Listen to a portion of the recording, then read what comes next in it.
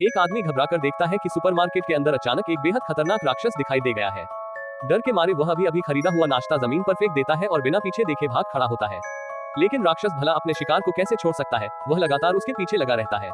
किस्मत से अंत में कियांग गे किसी तरह सुरक्षित बाहर निकल जाता है और समय रहते अपनी कार में छिप जाता है। मगर जैसे ही वह चाबी निकालने लगता है, राक्षस अचानक फिर से सामने आ जाता है और अगले ही पल कियांग गे को निगल जाता है। तो आखिर ये राक्षस आए कहां से? दरअसल कुछ दिन पहले एक लड़की शियाओ मेई को संयोग से अपने दादा की छोड़ी हुई एक वस्तु मिलती है।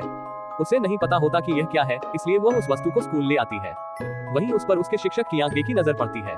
कियांग गे को शक होता है कि यह कोई भूत पकड़ने वाली मशीन हो सकती है।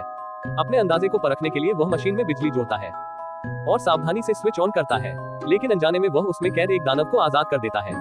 आजाद होते ही दानव किसी की परवाह नहीं करता और बिजली की रफ्तार से शहर के बाहर की ओर उड़ जाता है।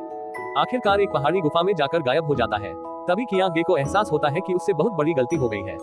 उसी रात शियाओ मेई जानकारी खोजती है और उसे पता चलता है कि उसके दादा कभी घोस्टबस्टर्स अलौकिक प्राणियों का शिकार करने वाली टीम के सदस्य थे, जिनका काम धरती पर मौजूद राक्षसों को खत्म करना था। वह अपनी माँ से दादा के बारे में पूछना चाहती है, लेकिन माँ को इस बारे में कुछ भी नहीं पता होता।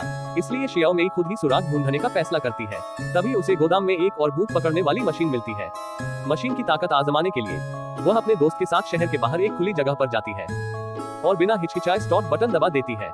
जैसे ही मशीन की लाइट जलती है, अगले ही पल एक चमकदार बिजली की धारा बाहर निकलती है। पलक झपकते ही उनके सामने रखा लक्ष्य पूरी तरह तबाह हो जाता है। लेकिन जब दोनों खुशी मना ही रहे होते हैं, तभी पास की एक फैक्ट्री से डरावनी और रहस्यमयी दहाड़ सुनाई देती है।